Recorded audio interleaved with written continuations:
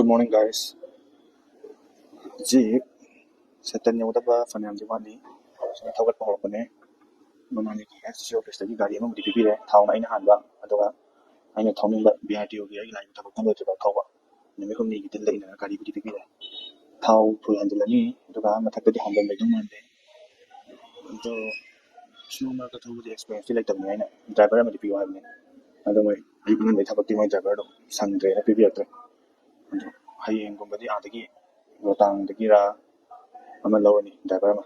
Ngasi gi ꯏꯁꯥꯅ ꯊꯧꯔꯒ ꯑꯣꯏꯅ ꯆꯠꯄ ꯇꯥꯔꯦ ꯍꯣꯔꯦꯟ ꯉꯁꯤ ꯊꯧꯒꯠꯂꯒ ꯃꯣꯏꯒꯤ ꯑꯣꯐꯤꯁ ꯍꯥꯡꯉꯛꯄ ꯇꯥꯏꯃꯤꯡꯗꯕꯨꯗꯤ ꯄꯤꯔꯛꯄꯁꯨ ꯌꯥꯏꯑꯕ ꯑꯗꯣ ꯉꯔꯥꯡ ꯑꯩꯅ ꯒꯥꯔꯤ ꯂꯧꯕ ꯇꯥꯏꯃꯤꯡꯗꯣ ꯗ꯭ꯔꯥꯏꯚꯔ ꯄꯤꯕꯤꯔꯛꯇꯕ ꯑꯗꯣ ꯍꯣꯔꯦꯟ ꯌꯦꯡꯉꯒꯦ ꯑꯩ ꯁꯤꯗ ꯕ꯭ꯔꯦꯛꯐꯥꯁ ꯇꯧꯕ ꯂꯣꯏꯔꯒ ꯄꯨꯡ ꯀꯌꯥ ꯇꯥꯕꯅꯣ ꯈꯣꯠꯄꯅꯣ ꯑꯗꯨꯒ ꯑꯩꯅ ꯊꯧꯒꯠꯄ ꯇꯥꯏꯃꯤꯡꯗꯨꯗ ꯗ꯭ꯔꯥꯏꯚꯔꯗꯣ ꯐꯪꯉꯗꯤ ꯑꯩꯒꯤ ꯊꯕꯛꯇꯨ ꯂꯣꯏꯁꯤꯜꯂꯛꯄ ꯅꯨꯃꯤꯠ ꯍꯨꯝꯅꯤꯒꯤ ꯊꯕꯛꯅꯦ ꯑꯗꯨ ꯂꯣꯏꯔ ꯆꯥꯟꯗꯤꯒꯔꯗ ꯍꯜꯂꯛꯑꯅꯤ ꯑꯩꯒꯤ ꯕ꯭ꯔꯦꯛꯐꯥꯁ ꯂꯥꯛꯑꯦ ꯆꯥꯒ ꯇꯟ ꯈꯤꯇꯪ ꯇꯧꯔꯒꯦ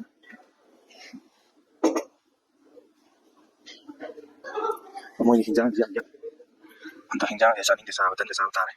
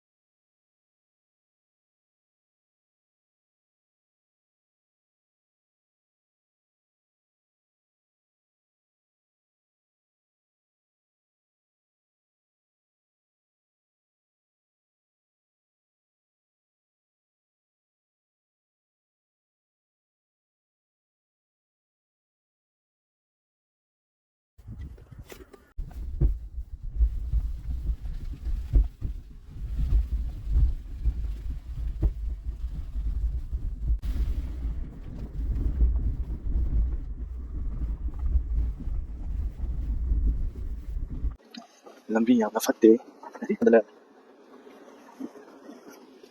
ꯂꯝꯕꯤꯁꯦ ꯀꯩꯗꯧꯕꯅꯣ ꯁꯤ ꯁꯦꯝꯗ꯭ꯔꯤ ꯁꯦꯝꯃꯛꯑꯒꯗꯤ ꯈꯔ ꯅꯨꯡꯉꯥꯏꯔꯅꯤ ꯁꯤ ꯁꯦꯝꯕꯒꯤ ꯆꯠꯄꯅꯦ ꯑꯩꯗꯣ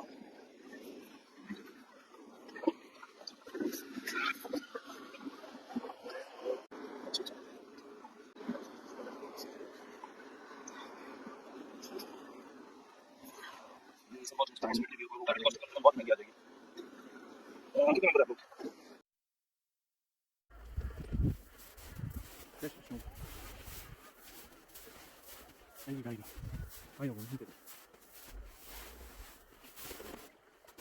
ꯇꯨꯝꯗꯣꯏ ꯌꯥꯗꯦ ꯍꯣꯏ ꯀꯁꯤꯗꯤ ꯀꯃꯥꯏꯅ ꯆꯠꯈꯤꯕꯅꯣ ꯈꯪꯗ꯭ꯔꯦꯕ ꯑꯩꯁꯨ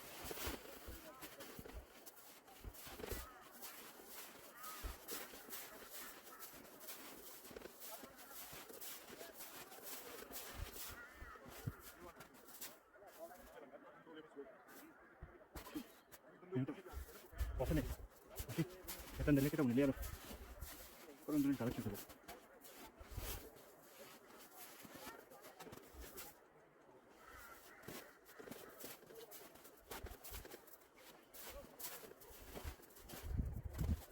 ay no me está que lado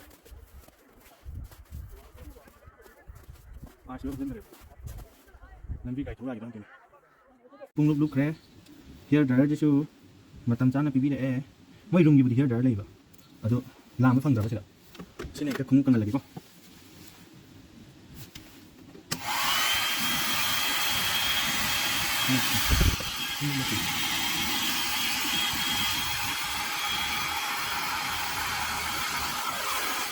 welcome back to my channel.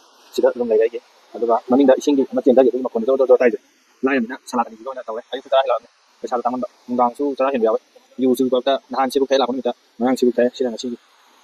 Yu ba wai ngam ta ram. Ko yo na patak la ko tan ba. Jani do na pesa ta ba. Jani do na ngai. Sida room dai ke daw ni kon ta ta tum do na to.